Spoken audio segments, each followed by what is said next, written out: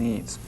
It's only natural that everyone's TV channel 12 should try and explain these issues to you, because you are the people that need to make the decision. It's a public decision. The people in Fridley, we hope, will get involved in this debate and in this renegotiation of the franchise. We're here to find out what our options are, the process that's mandated under state law, and what our options are in terms of the technical possibilities. Now with me tonight is the manager of the Fridley system, Mr. Terry O'Connell, the Fridley Northern Cablevision manager. I'm glad to have you on the show, Terry. Well, Will, it's my pleasure to come on the show. Like you said, it's the community's cable television system, and so maybe I can shed some light on some of the new technology and what Northern's intentions are in this refranchising period. Now, the cable system has changed quite a bit since it was first built, and I guess that's a very important factor in Fridley's evaluation of the cable system is the new services that have been provided by Northern.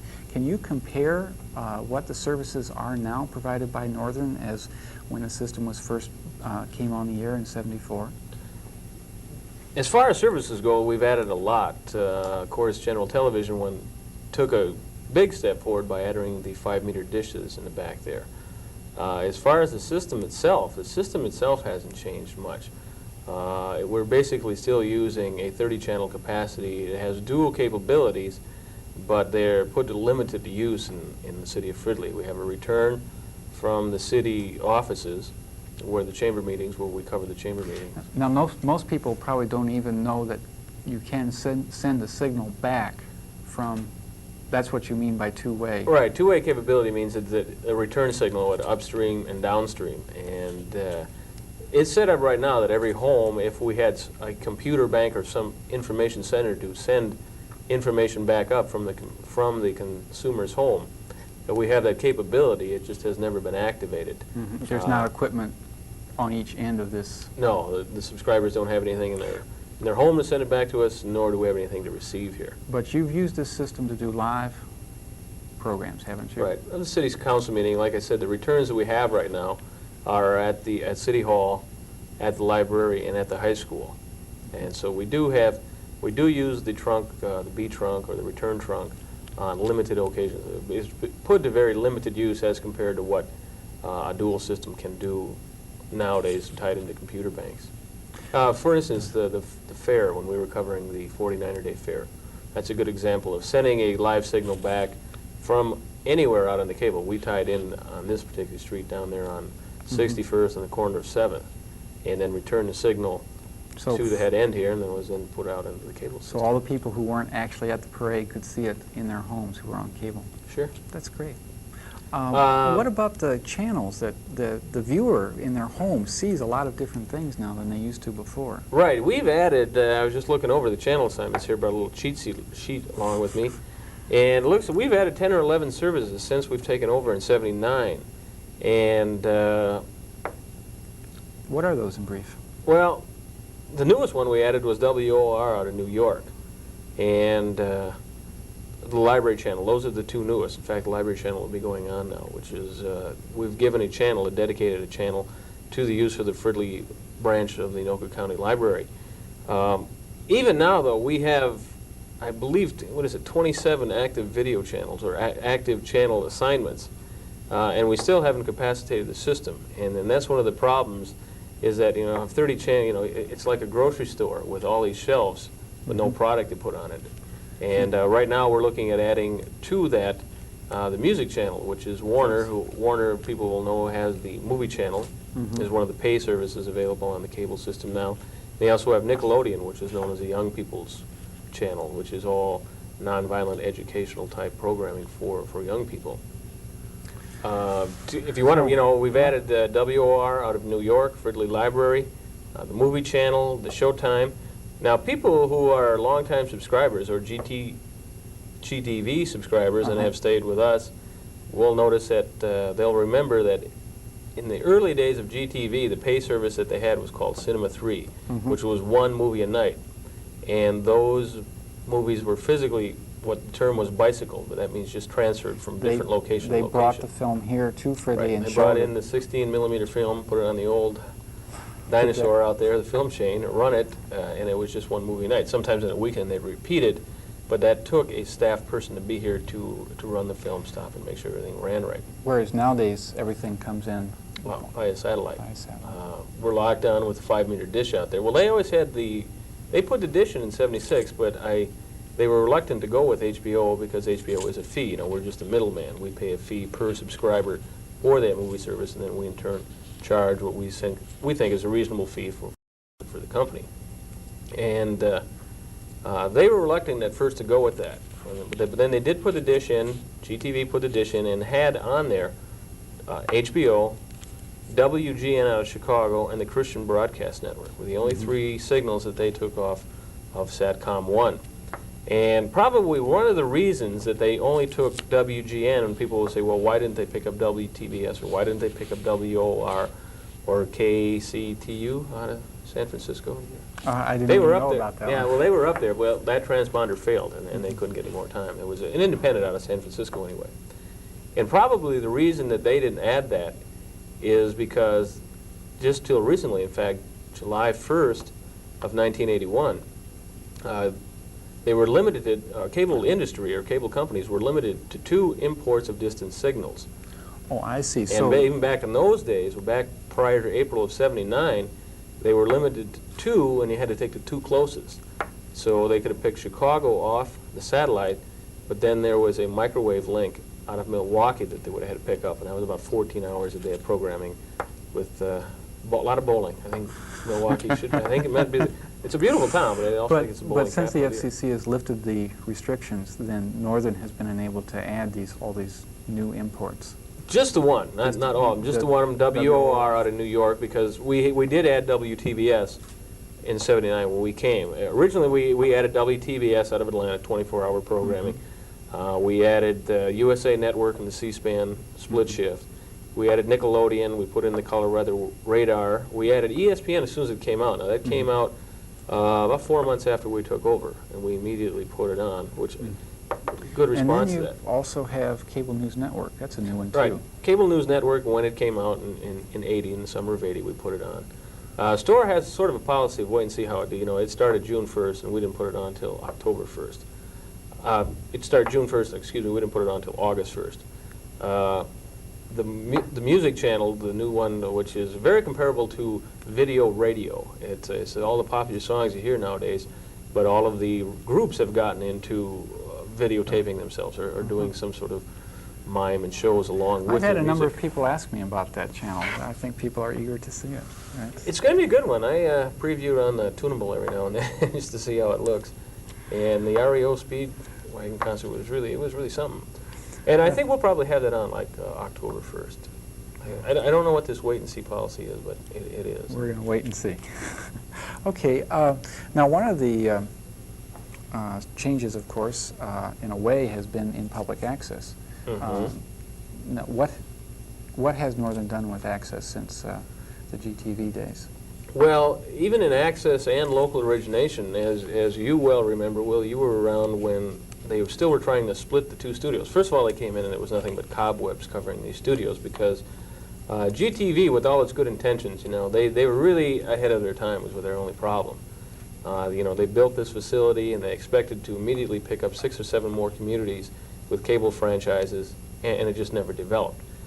Technology, even in the early days, was changing so rapidly that other suburbs have sort of sat around and said, well, we'll wait and see, sort of the same attitude we have, let's wait and see how this new fandangle thing works.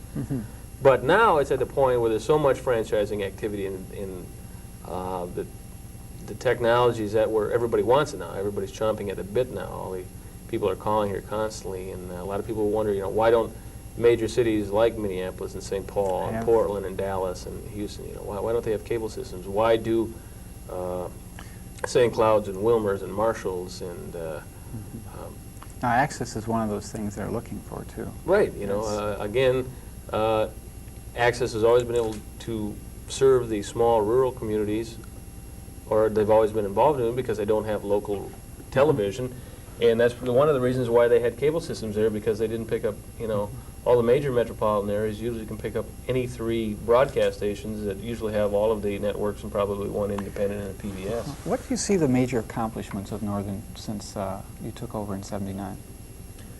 Well, you can't really focus on any major accomplishment. You know, a big thing is getting a good rapport working with the city again. You know, because of their financial difficulties, GTV and the city had some differences.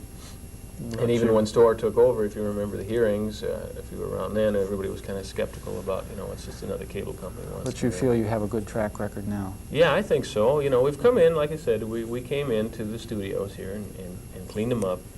For access, we got color equipment in here. Before, they used to always have to work with black and white. We got the 2 VHS machines in there, the half-inch format, which is... The fact that we're even here right now, making this show. The fact that we're on this show right now is... and the same thing with, you know, the same thing for LO, you know, we've had a lot of success with the shows we've done there. Hey Coach, Fridley Community News, Business Profiles, covering a lot of the games. Just getting involved in the community, you know, because along with the entertainment value, cable companies still have to participate in the community because, you know, it's a vehicle of communication for the community. It really takes a partnership to put together access. It's not just you, the cable company, or any other single entity. What's your attitude towards this partnership with the community? My personal attitude to the company as a whole, always, you know, we strive, again, like I said, I think we have to be part of the community to serve it. We have to know what their needs are. You know, we're, you know, a good analogy between, you know, the broadcasters in the late 60s, middle 60s, well, even, I guess, 70s, too, you know, they were very paranoid of cable because it looked, you know, they thought they'd lose all their advertisers to their local broadcast shows when, you know, we really shouldn't be compared to broadcasters as much as we should be compared to a local newspaper. You know, we get newspaper. A community newspaper. You know, the different. You know, we provide news. We provide access studios for editorial comment. If somebody wants to come in and make an editorial comment, we have different programming. Certainly, you know, we have news. We have weather. We have entertainment. We have sports. We have religion. What's your all like impression different sections of the paper. How do you think people? What's your impression of the response of people in Fridley to all of this, to access to the channels? And do you think people are happy with what you've been doing? Yeah, I think so. Yeah, we've had a real good response. Again, it's difficult. People, well, you know that, trying to get Sure. people, you've gone to talk to organizations, I've gone to talk to organizations. When we go out, people are very reluctant to get involved. A lot of it is they come down here and they get intimidated by the lights and by the cameras and by the equipment in there and think, oh, I'll never figure this out.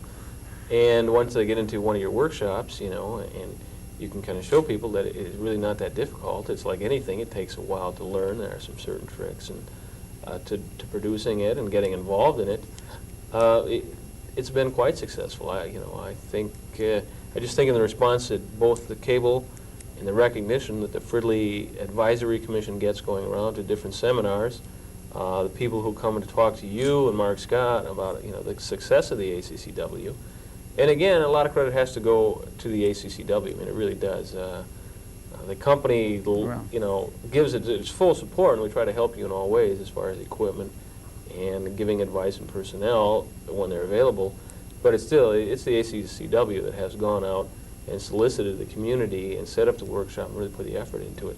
So you've got to have, you have to have the company behind you, but you also need that group that is going to go out in the community, because the community won't come to you. I mean, we've found that out, or I've seen that experience in other cable systems. You know, look at Duluth has a huge cable system with thousands of subscribers, but their access studio sits kind of blank. Again, they have just formed, I think, a nonprofit group up there to get involved and help the cable company to go out and educate the people on what access is and how they can use it. It's very interesting, and it's, I think, a very progressive and good thing that the cable companies do see the need for and provide this public free speech forum.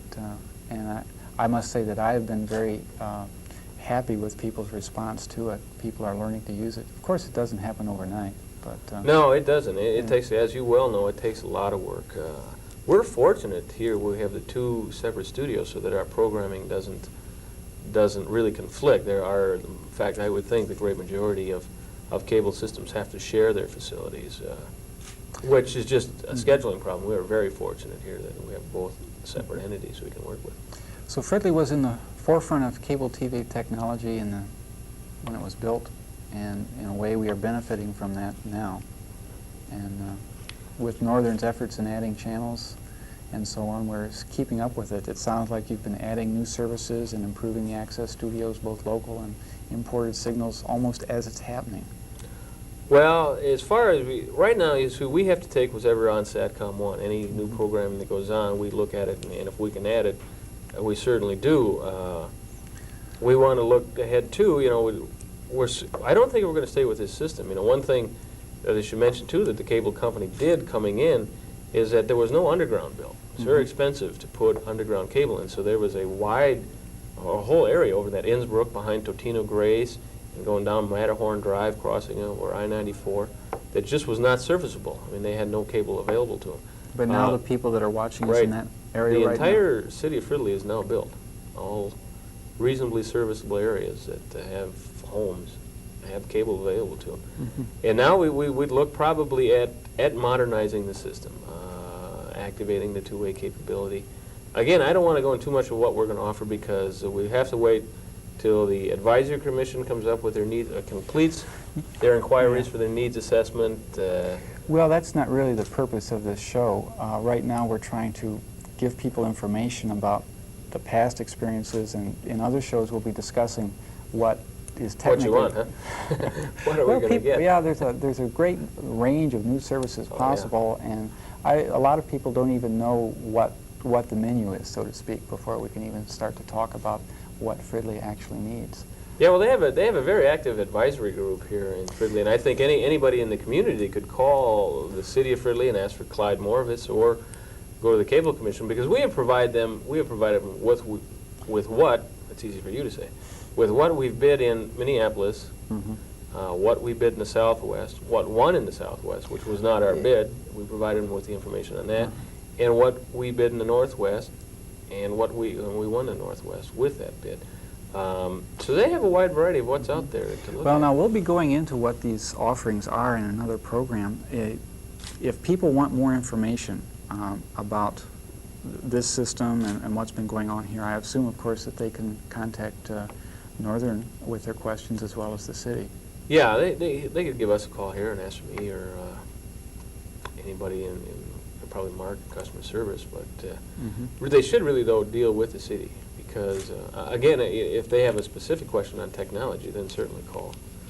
I feel that I could probably answer that question better than some of the people in the city or in the advisory commission. Okay. Well, we've been talking here with Terry O'Connell, the Fridley manager of the Northern Cablevision system, trying to look back at the past experiences of the cable system here. This is what we need to do as a community, is to evaluate the needs that have been served by cable, to try and look at what other needs there are. This is a process that takes the whole community acting together. The purpose of these shows is to try and give you the information that you need in order to make a decision about what the cable system of the future in Fridley will look like. Again, as Terry said, if you need further information, do contact the City Cable Commission. Clyde Moravitz at the City of Fridley will be glad to help you.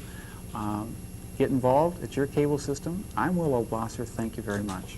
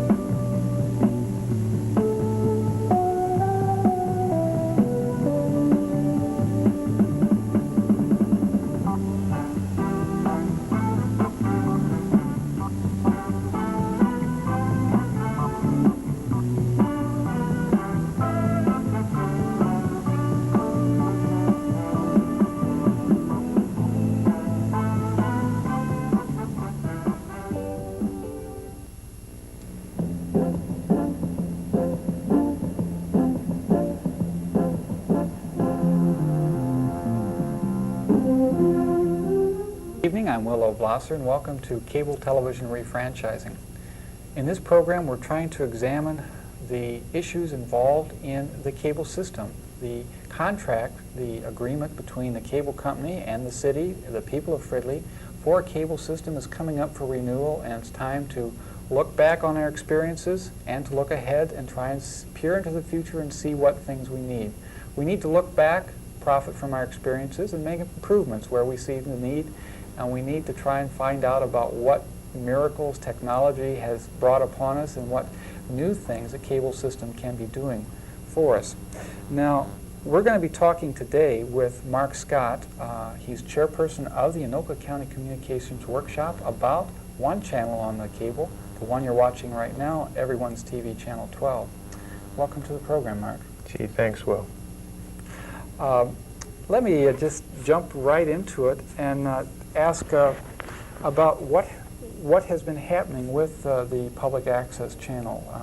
What's been the history and what are the developments that you see coming through the Everyone's TV Channel 12? Okay, it's kind of a big question. Well, Covers a lot. Public access in Fridley has been really involved during the last 2 years since Northern Cablevision has taken over the franchise.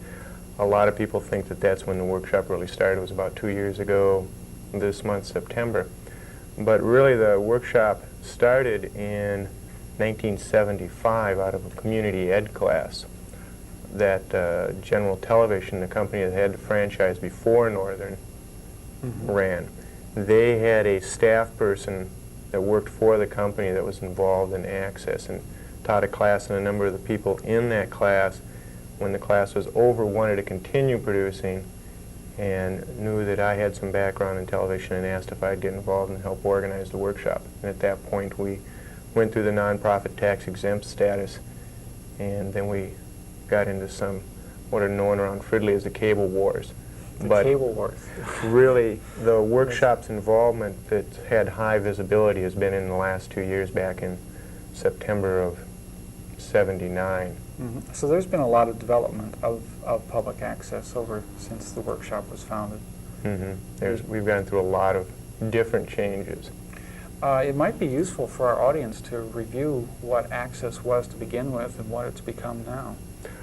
Okay, when access first started in Fridley, when the company had an access person working, they revolved around producing 3 or 4 shows, and basically were instructional in nature and tuning up everybody's production skills. Since then, after the company changed its philosophy towards access and went back to the original FCC rule about 5 minutes free, the workshop, the members of the original workshop went into advocating that we loosen up that rule and change things in Fridley. We had a number of years where, through the Cable Commission in the city of Fridley, we had some battles with the old company, General TV. And that philosophy towards the 5 minutes of free time changed when Northern Cablevision came in. At that point, we learned from our old experiences that as a production group, we weren't really getting a lot of programming on the air. So the people that were on the board of directors back in '78 got together and started to put together a proposal to the city to receive some of the money that the city receives from the cable company. It gets kind of confusing, but the city ordinance requires that 5% of the gross revenues the company generates here in Fridley are returned to the city, and then the city ordinance says that those revenues will be used for cable activities. One of the cable activities is the workshop, another is the Cable Commission, and the city's planning to use some of that money to activate their own government access channel. So at that point, the workshop changed its philosophy from being a production unit to being a facilitator, which means we do about 3 or 4 different things. One is to go out in the community and educate people about access, which we're doing right now. The second thing is to provide training so people can come in, learn how to use equipment, teach them how to put together a program, and then thirdly to supervise the studio and assist them in what they're being done, and just the basic management, keeping a crew list and paying the phone bill and all those other fun things. Now, so the purpose of the workshop then is to make it possible for other people for the people in Fridley to make their own TV programs. Right. Why do you think that this free speech forum is important, and where do you see it going from here? Well, it's important because TV is probably one of the most powerful mediums out there. That we're a society of people who are used to watching TV. It's very easy to sit back and watch. It's important that since cable is here, and although it's a non-exclusive franchise, meaning other cable companies could come in, it's really basically a monopoly. It would be very hard for any other company to come in and wire Fridley and make any money and compete with the current company. Therefore, Northern receives a lot of right-of-way using the telephone poles for their cable and other such services. So it's only right that the public be able to use this for expressing themselves. And the workshop is set up to help people express themselves. Everything that's seen on this channel is done by either individuals or groups, and they are responsible for whatever the program content is. Well, as I've been watching Channel 12, and you never know quite what you're going to see, but that's only natural, of course, being a free speech forum. It's really exciting to see all those things. How would you compare what's been going on with Fridley with what's going on in other communities as far as access goes? Well, I think that Fridley has a really good access channel. We've seen, after the first year, our average hours of programming on the air was about 10 hours a week, and now it's up to 26 hours a week after the second year. And for a suburban community that doesn't have a college in it, or is not a large metropolitan urban area, we have a lot of programming on the air in comparison to other access centers that are considered around the country to be successful. Most of those are located in either urban areas or college towns. So Fridley can be real proud of the amount of access programming that's being done. I guess that's a credit to the high community involvement of the people in Fridley. There is a lot of involvement in Fridley in other activities, and they've come to the access studio. Okay, so we've got the access channel where a lot of people are now coming in to make their own programs. And they're using it. They're speaking out to the community. We've seen debates going on through the programs. How, in this refranchising process, what do you see happening with the access channel? Well, we have... what are the issues? We've seen the best and the worst of what can happen in access. The worst being general TV, and the best in Northern's philosophy of really opening up the studio to the people and being supportive of the workshop. The issues are that when the ordinance was written back in 1972, nobody really quite knew what cable television was going to be or what the potential was. And they were writing something for 10 years down the road. The access requirements in the Fridley ordinance at one time were considered very liberal, and now they look very flimsy. There is a requirement for a number of channels, but there are not requirements for what company support will be, both monetarily, people-wise, facility-wise, and any of that type of thing. So those parts of the ordinance are going to have to be rewritten more specifically to meet what we're receiving now. Okay, well, suppose people, you know, we've had people coming in to use the channel, and of course the viewers have been watching. Now, what is their stake in this refranchising process as far as access goes, and how should they start to get involved in it if they're concerned about continued existence of a channel like this? Well, since the channel, the name of the channel that one of the members came up with, Everybody's TV Channel, expresses exactly what the channel is. It's everybody who uses the channel's channel, and what they make of it is what it will be. The only thing that the franchise is going to do is make sure that what we have now is there in the future. And I'm not saying that Northern has any plans to take this away, or if they're not required to do it, they're going to cut back. It's just a protection that needs to be there. And the people in Fridley need to get involved and find out why we're here, why we exist, and what our potential future is. And part of the way they can do that is by getting involved in the refranchising process, and not only looking at the access issues, but looking at the other issues that are in the franchise, because that outlines exactly all the services that they're going to be provided. So while everyone's TV channel is interested in the access requirements and making sure that our existence is here 10, 15 years down the road, if people out there are interested in receiving other cable services, this is the time for them to get involved. In fact, this is really the only time. Right. There are some review periods that are written into the franchise, but really the only time you can really make some real changes are when the franchise is originally bid, and then again when doing refranchising. It's very common now in almost all cases that it be a 15-year franchise. So we're talking about renewal in December of '82. We're looking at 1997 before probably any real significant changes can be made. Now is definitely the time. Now is the time to get involved. Yes. If people want to get more information about this, what would you recommend that they do? Well, there are a number of things they can do. They can get in touch with the workshop, since we're located in the building where the cable company is. We're in touch with them. The people in the workshop are all very involved in producing programming, but they're also gaining a lot of knowledge about cable and different services and such. So the workshop would be one place to call. Another is there is an active cable commission in the city that purpose is to look at what cable is being done and make recommendations to the city council. So they should contact the cable commission. They can do that by calling the city.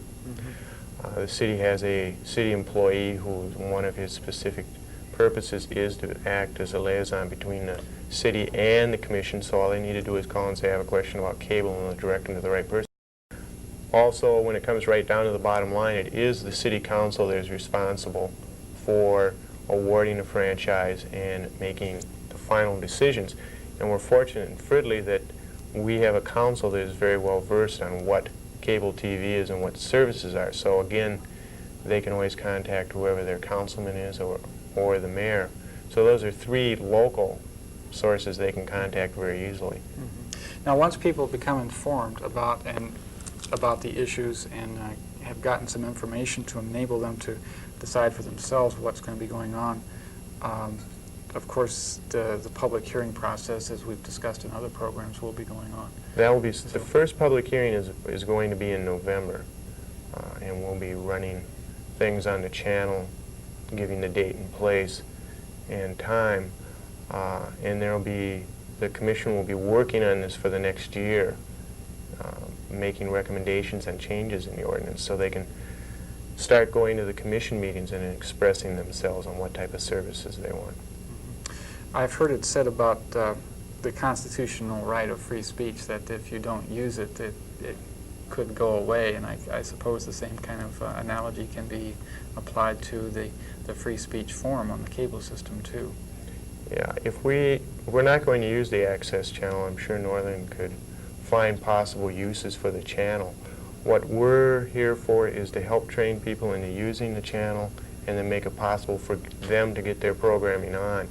And the best way for them to support us is to come down and learn how to use the equipment and make a program on whatever it is. And if anyone has ever watched a channel, they can see that it does have a great amount of variety in the type of programs people are making. Indeed it does. I guess that sums up pretty much the access part of the refranchising process. Do you have any other words that you want, closing words you'd like to say?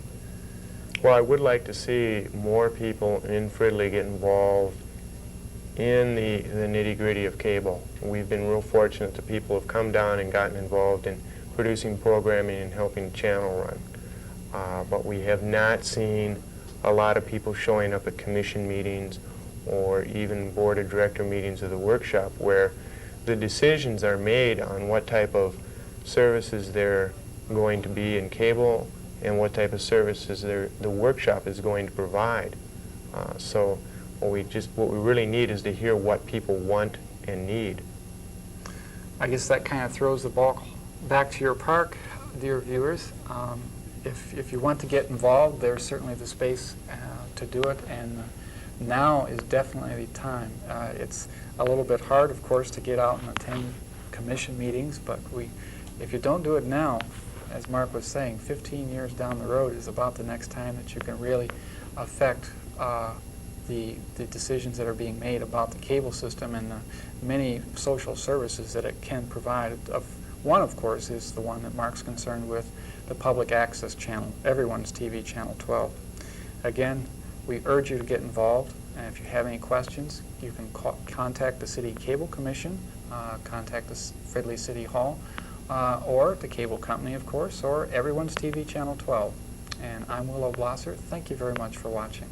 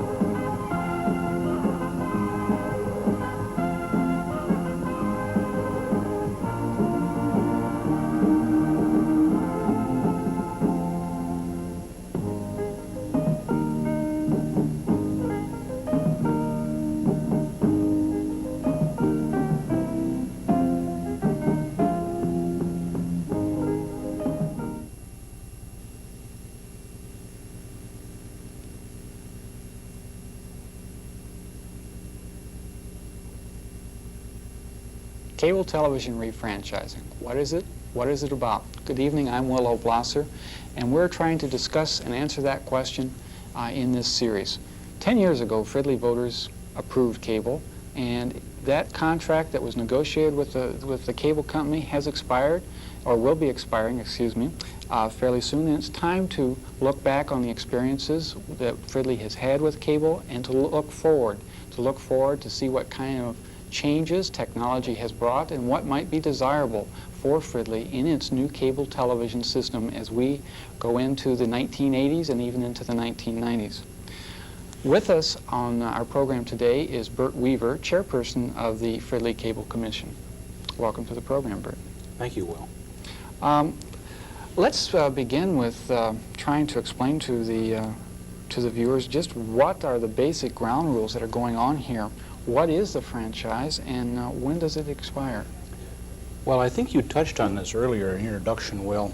The franchise is an agreement between the city and a public corporation to provide cable TV within the city limits of Fridley. Now, this agreement grants an exclusive right to the franchisee to provide this service, so in that respect, the franchisee becomes more or less a public utility. On the other hand, they are in the public domain, and they are a corporation, and they must adhere to certain conditions that the city has spelled out in the ordinance. Mm-hmm. So what exactly is the role of the city then in the Cable Commission in this franchising process? What will you be doing in regulating and renewing? Well, let's take that apart. Let's take that in a few pieces. Okay, sure. First of all, let's address the role of the city. The city will write the new ordinance. They will select a franchisee and monitor the operations of the franchise to make sure that the conditions are met.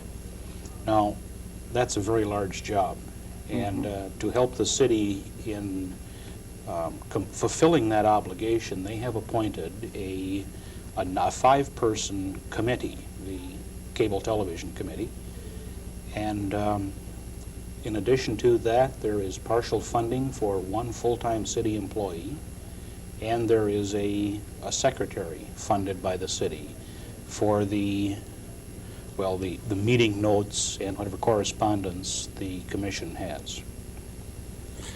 Okay, so the commission advises in the city council in this process of evaluating the franchise through the length of the franchise? Well, not only the evaluation of the franchise, but also in, let's say, monitoring the franchise, the more or less month-to-month ongoing operational nature of the problem. So you've been doing that since the franchise was granted, or the commission has been doing that? The commission has been Okay. doing that over the last almost 10 years now, 8.5 years. So you've built up a big backlog of experience there in that. What are the steps that we are going to go through to evaluate the cable company now that the franchise is coming to an end? Here again, if you don't mind, I'd like to take that in several parts. Let's first look at the operations. We will be evaluating, or we have been evaluating, the operation of the franchisee over the past, well, since the inception of this agreement. The current company, Northern, has been in operation here in the city for going on 2 years now, and we certainly have been monitoring them. We receive monthly operational reports, and those are normally available at our monthly commission meeting. By way of service, we monitor the type of service that is being provided by reviewing the trouble log here at the station. And from programming standpoint, we all enjoy watching the fare that is offered on the local cable channels here, and of course Channel 12 being one of them. Another thing that we have recently done, and this was precipitated by the refranchising, the Fridley League of Women Voters recently conducted a statistical telephone survey to try and find out how well the average citizen in town is accepting, and what are the things they would like to see. Probably the programming aspect is one of the more difficult ones for us to really monitor. There's a tendency to say that, well, if nobody calls and complains, we're doing a good job, but Well, there might be some merit to that. well, yes, but I think there's an awful lot of people that just don't tell us what they'd like to see, and we'd like to see more of that information.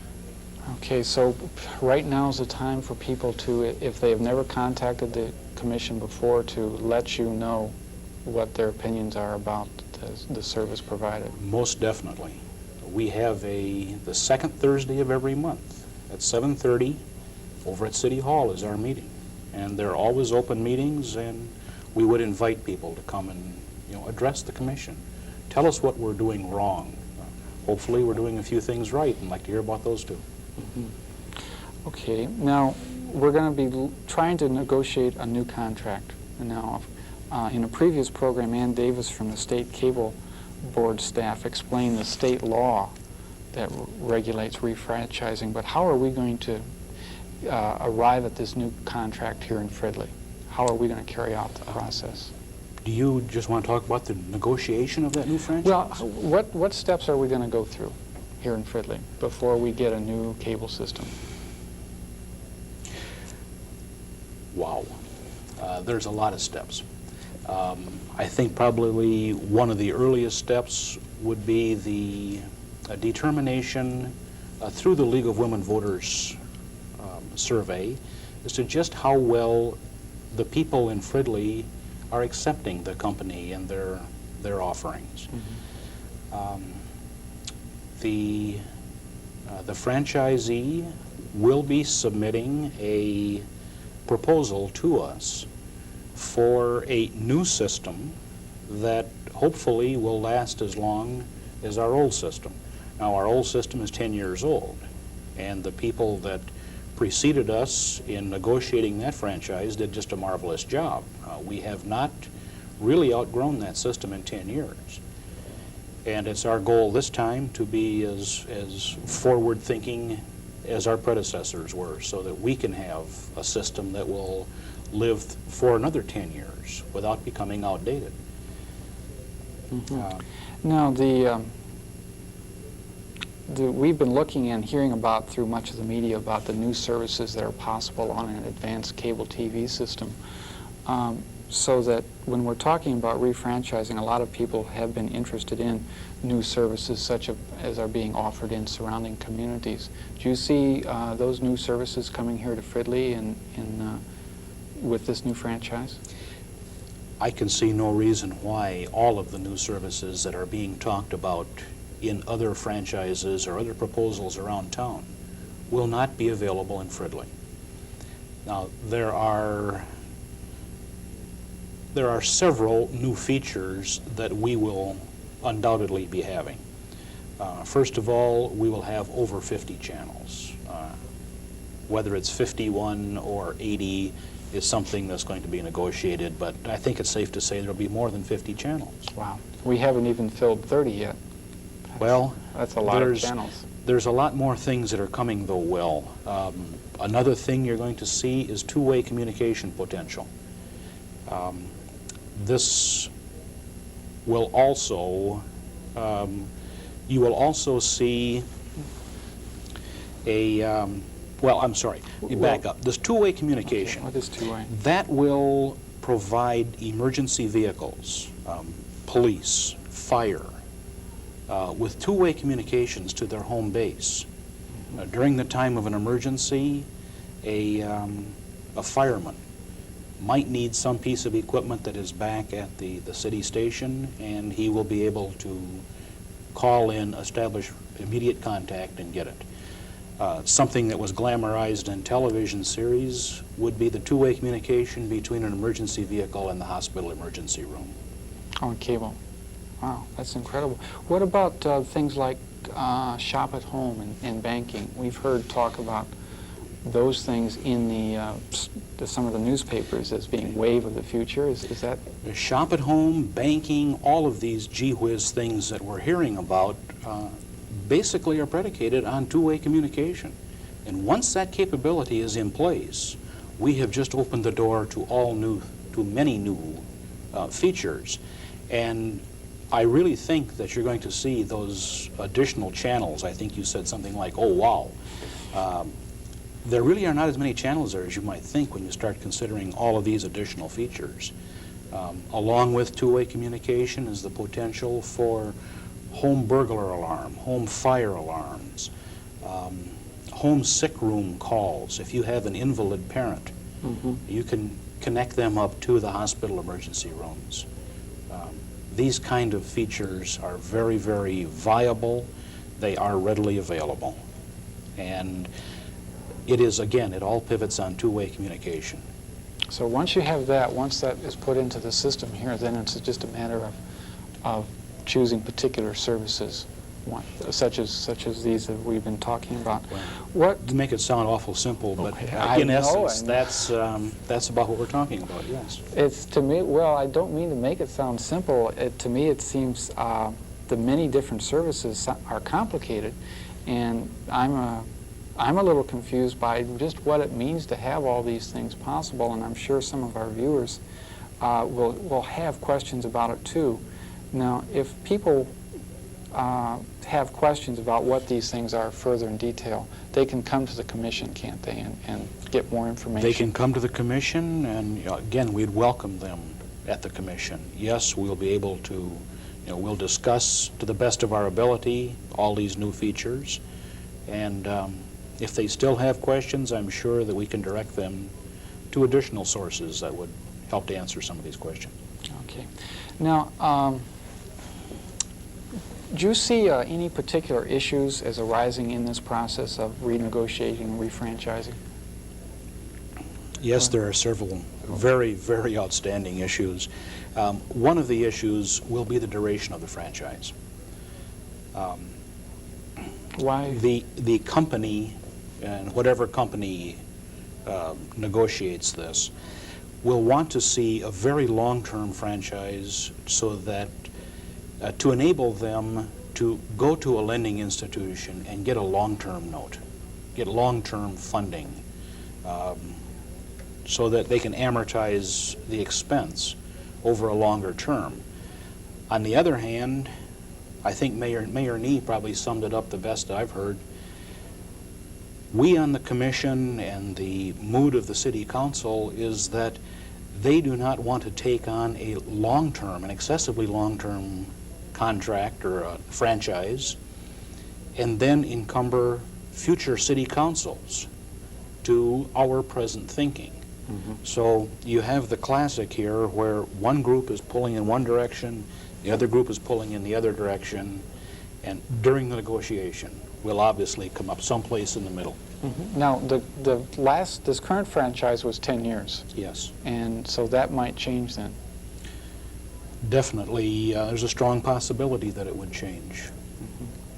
I'm just looking at how much the technology has changed in 10 years. Well, That's- of course, that's another thing, you know. We're being asked to write an ordinance and to specify a service in 1982 that will be good through the next possibly 10 years. And with the rate of development of technology as we see it today, that's an enormous job. In fact, it's almost an impossible job. I wish I had my crystal ball here. What are some of the other issues? You said there were some other things.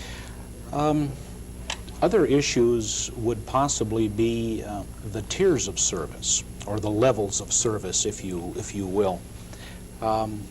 We talked about several two-way communication possibilities. There's always the entertainment channels, the sports channels, and so on. And not everyone wants to have all of those services in their home.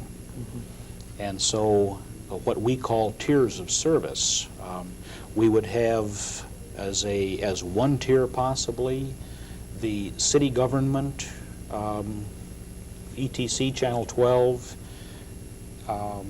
and things of that nature. The next tier of service would be 1 or 2 movie channels. A following tier of service would be 2 more movie channels. And just go on and build up the service. So we would the like... more you get, the more you pay for. Yes, that's, in essence, that's what it's going to be, but it's about the only way that we can provide people with the selection of the services that they want. You don't want to you don't want to force someone to accept 2 or 3 services that they don't want in order to get something that they want. I mean, that is not our goal at all.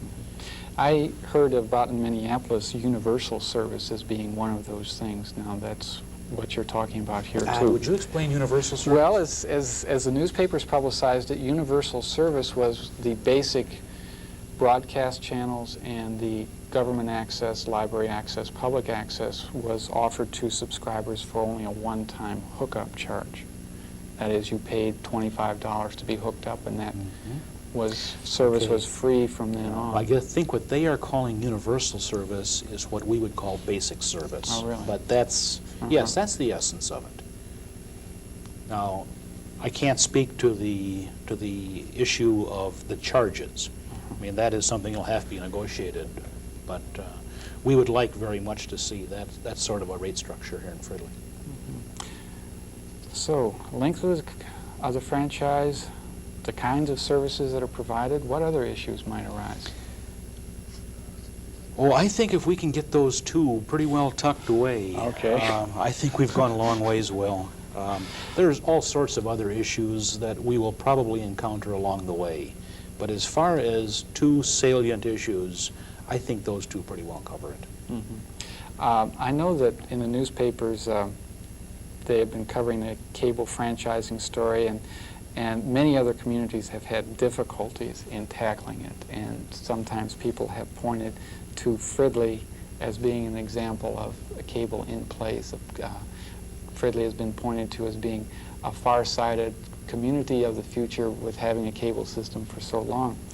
But from what it sounds like, it doesn't seem like that we will be having the difficulties with the refranchising that some other communities have experienced because of our experience. Oh, I think you're very right.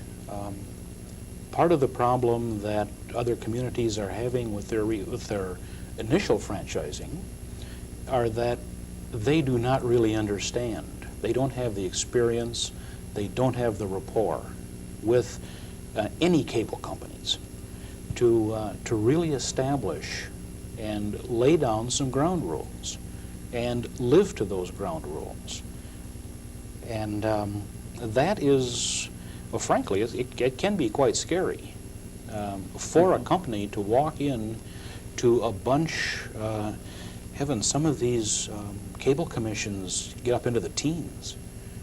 And boy, to walk in and make a presentation to a group of people like that is a very, very scary proposition.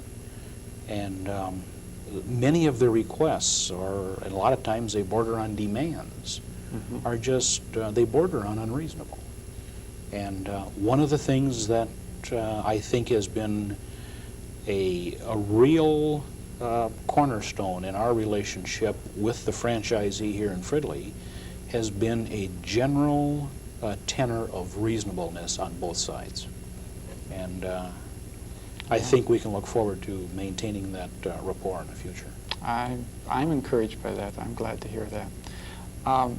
To conclude, let me ask, how can citizens get involved in this process? We've alluded to it, but are there some specific meetings being planned around this topic? Well, I'd like to take that in two parts. Okay. Let's talk about how citizens can get involved in the refranchising process. And yes, there are meetings. First of all, I'll plug my own commission. For the second Thursday of every month at 7:30 over in the City Hall, there is an open meeting, and we would invite anyone that cares to come and sit in, and we want to hear from you. Without that kind of feedback, we are just operating in a vacuum. But I think more importantly, Will, the refranchising process is just a short period of time. I think that to really get involved, I'd like to see some people come forward and volunteer to work on the cable commission. We have a potential of several committees to do specific tasks. Number two, the citizen involvement. I can think of no better way for a citizen to get involved and learn about cable television than to come down here to the studio at night and work with yourself. Get involved in the Anoka County Communication Workshop. Certainly the membership fees are quite nominal. Well, thank you for giving our viewers an invitation for that. Of course, Bert Weaver, the chairperson of the Cable Commission, is quite right that you can come down and get involved behind the cameras here at Channel 12. But I do urge you, and I do hope that you consider the issues that are involved in refranchising. This is the one time when your concerns are most important, how you like your cable, where you want to see it go.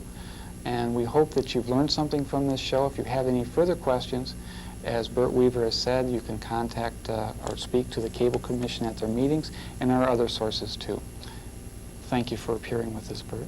Thank you very much, Will. It's a pleasure. I'm Willow Blosser, and good evening.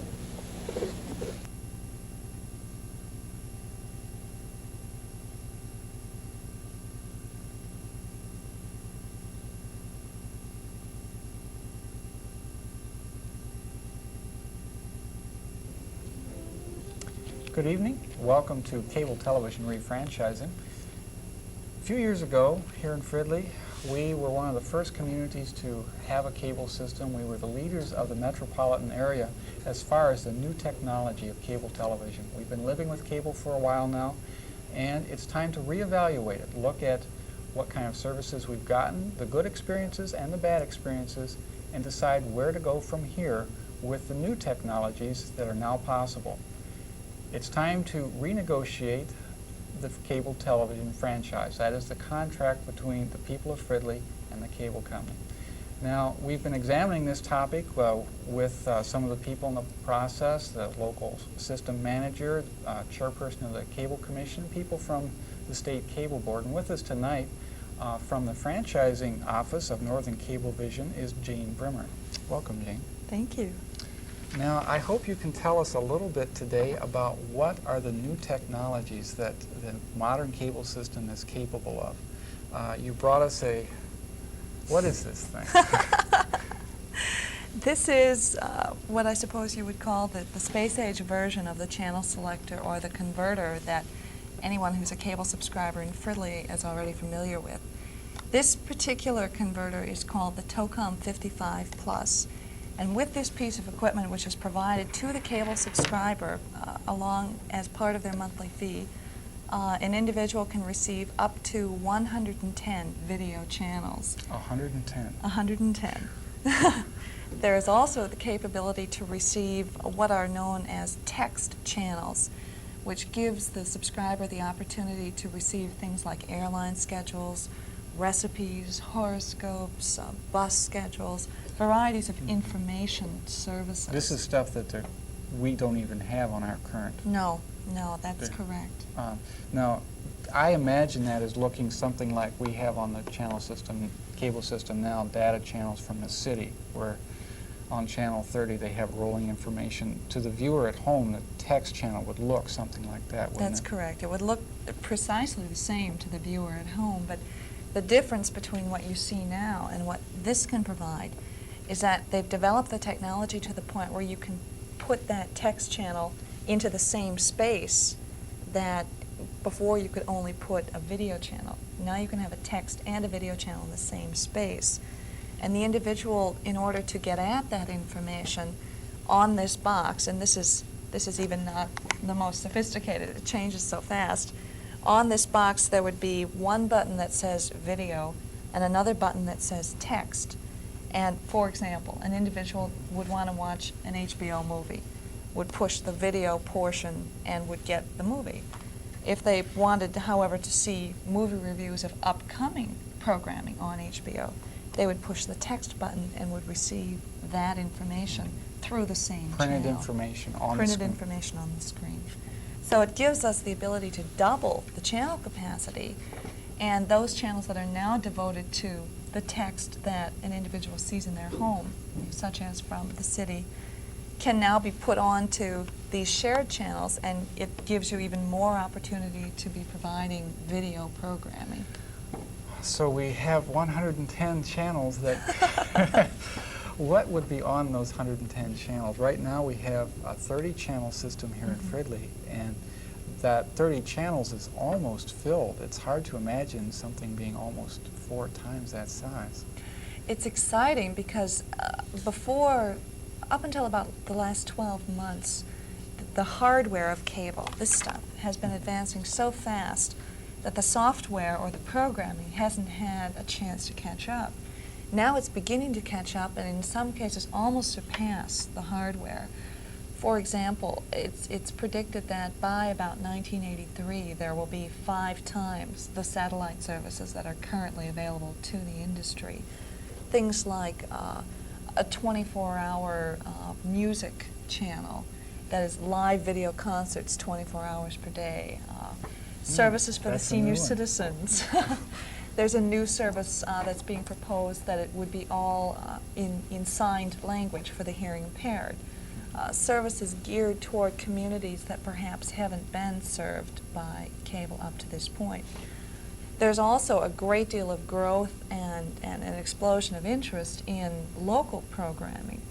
And on the newer cable systems that are being built, you see more and more resources and channel capacity being devoted to both local programming produced by the cable operator and access programming, such as what you're doing here in Fridley. So these 110 channels then there'll be a whole group of channels for local information. There'll be a whole group of 30 or 40 channels, something like that, for satellite programming. And then yet another group. Then you get Yes. into even some of the more fascinating or the more cutting-edge type services, such as interactive services, where we could do opinion polling through the cable system of our subscribers.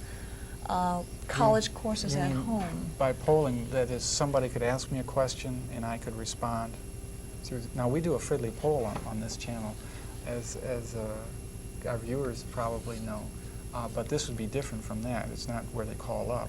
Yeah, the response would be through a box like this, where an individual could simply push a button that would indicate their response, and the response would travel back through the television set, through the cable, rather than going through the telephone. It's one thing that I heard someone in the cable industry say just recently is that the revolution in cable is not necessarily with the cable operator, but the revolution is more in the living room, because it is in fact asking the subscriber to give up being a passive observer and to become an active participant in the programming that's coming through the television set.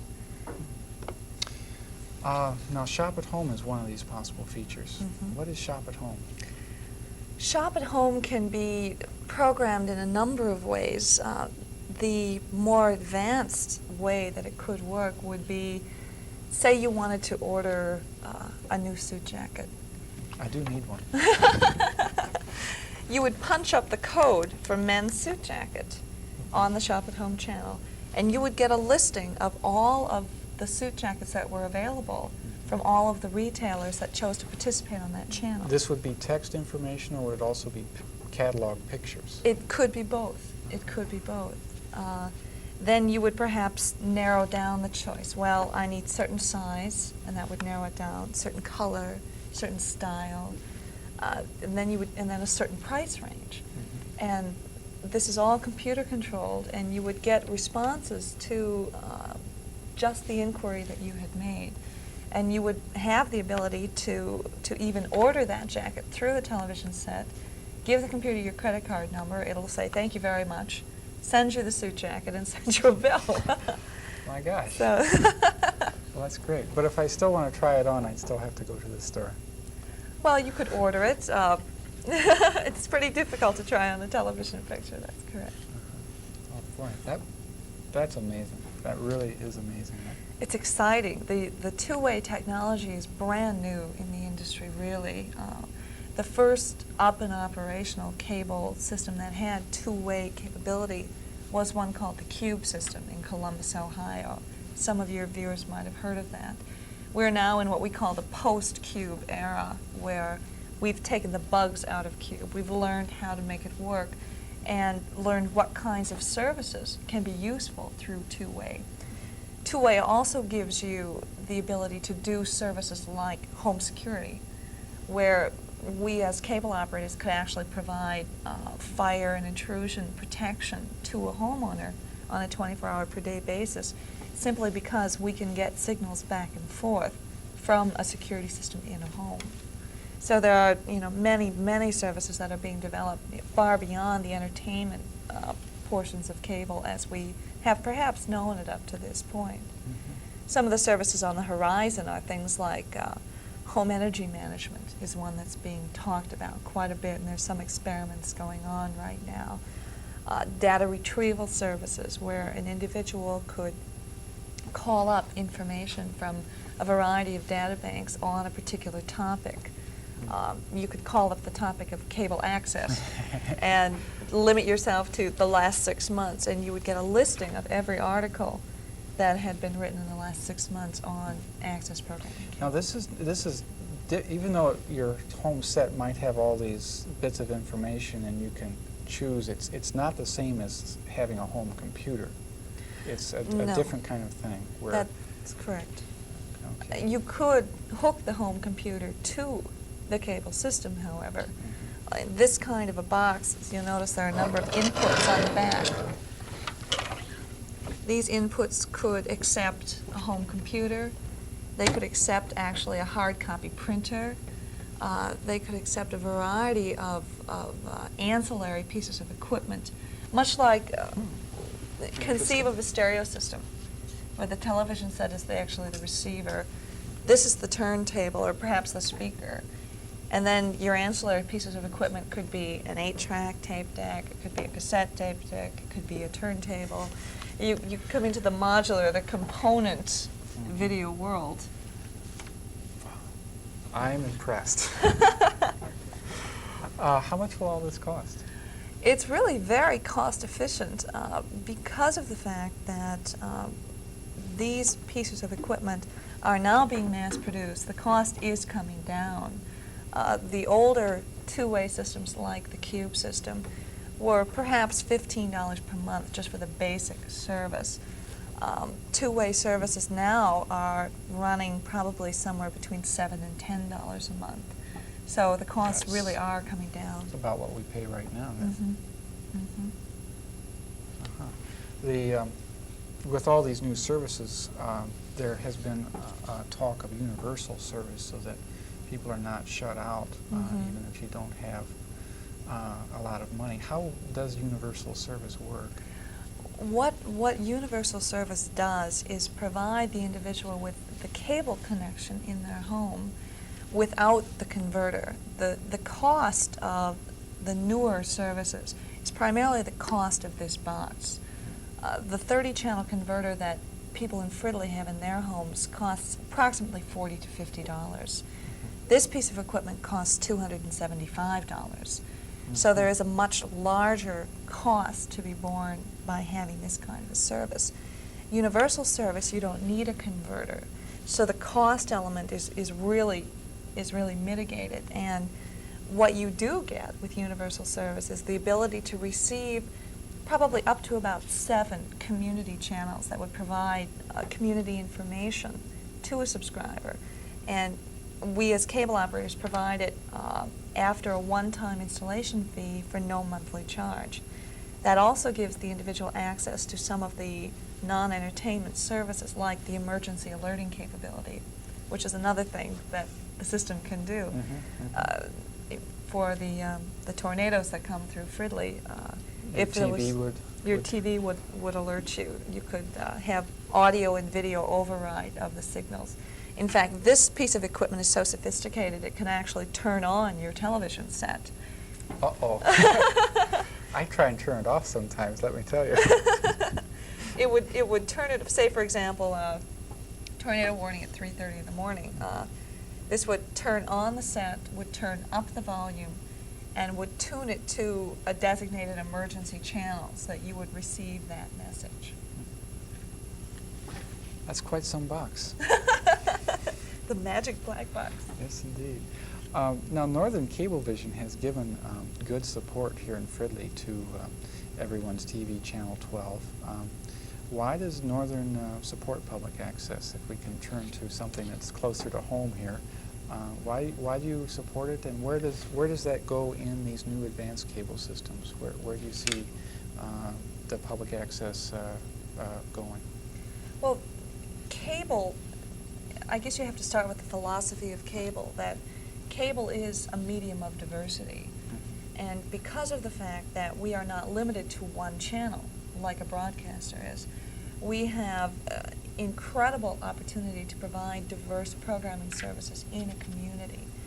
One of cable's real opportunities to distinguish itself from television as we know it from the broadcasters is the ability to do locally based community programming. And we as cable operators support access for a number of reasons. Number one, because we have the capacity and the ability to do so.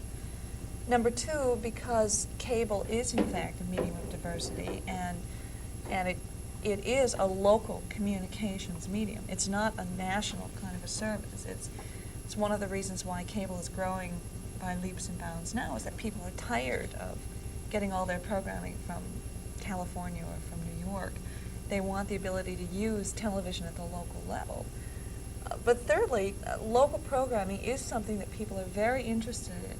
Witness the growth of local newspapers, the growth of locally based magazines like Minneapolis St. Paul. There's a great need to know at the local level, and as local government takes over more and more services and people become more and more self-sufficient in a community, local programming becomes a more and more desirable kind of service for subscribers. So we as cable operators have the opportunity to offer that kind of service to our subscribers as a method of perhaps gaining subscribers, but also as keeping subscribers. So it's really a multifaceted rationale, but it's all wrapped up in what is cable and what can cable be for a community. Well, we've been seeing here in Fridley on this channel the importance of having news about the community because, well, sorry WCCO, but you just don't mention Fridley very often. That's true. And, you know, so we know the importance of that. In the advanced cable system of tomorrow, where will people be turning to for their local information? How many different channels and what kind of services will be provided on those channels?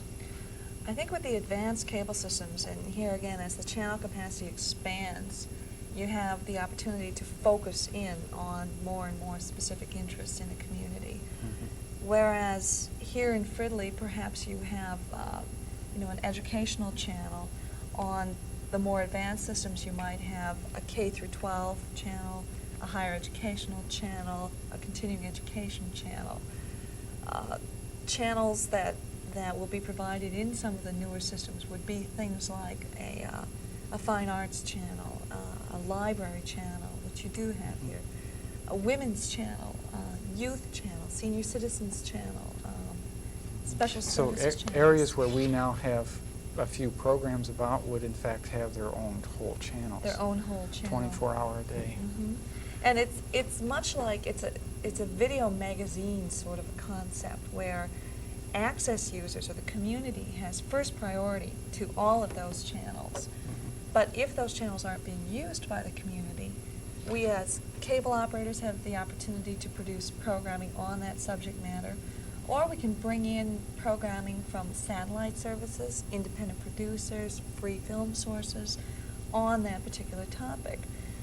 By doing so, you do create a channel that people can begin to turn to for specific kinds of information. And It's a really build real audiences. big job, as we well know here on Channel 12, to fill a cable channel. 24 hours a day, 7 days a week is a lot of time.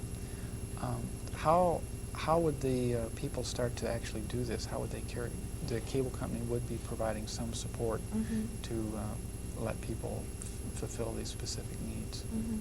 Yes. Well, our first responsibility, obviously, is to provide facilities and equipment, like we're doing here in Fridley. Our second responsibility is to provide staff to produce the programming. In some of the newer systems where you have so many select channels, we have designated people as specific or special interest coordinators. Examples might be an educational coordinator, a library services coordinator, a health and handicap services coordinator, and the like. We will also be providing more support in the community in terms of providing remote origination equipment, porta-packs, mobile studios, remote terminals in libraries, city halls, schools, so that the programming can actually be produced and sent directly out onto the cable system from a school or from a library. So you're really putting more responsibility into the hands of the community. But with that comes the concurrent responsibility for us to provide more support. Yeah, programming doesn't just happen, I think, is something No, that we've it doesn't. learned here. It takes a little bit of support there. And it has been forthcoming. And I think you can see the results on Channel 12 every day. Just one last final thing. There's a lot of information that a person needs to know when they're looking at an advanced cable system. Where can they go? How can they get more information if they want to investigate for themselves the issues? Well, obviously, we at Northern Cablevision at the Franchising Office would be happy to respond to any questions that individuals might have. Our role with Northern Cablevision is to stay abreast of all the changing technologies so that we are constantly updating ourselves. There are other cable companies that are franchising in the Twin Cities area that would also, I'm sure, be happy to answer any questions that people have. There are a variety of trade magazines that are available and are beginning to be carried by local libraries. Things like Broadcasting Magazine, Cablevision Magazine, variety of other trade publications. Then, of course, the local systems are a good source of information. Libraries in communities that have just granted new franchises have copies of the proposals that were provided to each community, and those are good sources of information. So there's a lot of information out there. A great deal of information. information. Okay, that kind of throws the ball into your court right now. To the viewer at home, we've tried to present to you information about the issues involved. There's a lot of things that we have not had a chance to cover. The advanced cable system can do a great many things, and it's up to you to investigate and find out what you'd like, what you wouldn't like. Now is the time to speak up, because now is the time when the contract is being renegotiated, when new features are being considered, and if you want to have a voice in it, please get involved, find out more information from the cable company, as Jane Bremer has said, from the libraries, but by all means, get involved. This is really the best time. Thank you very much, Jane, for being with us. Thank you, Will. I enjoyed it very much. I'm Will O'Blosser, and this has been Cable Television Refranchising.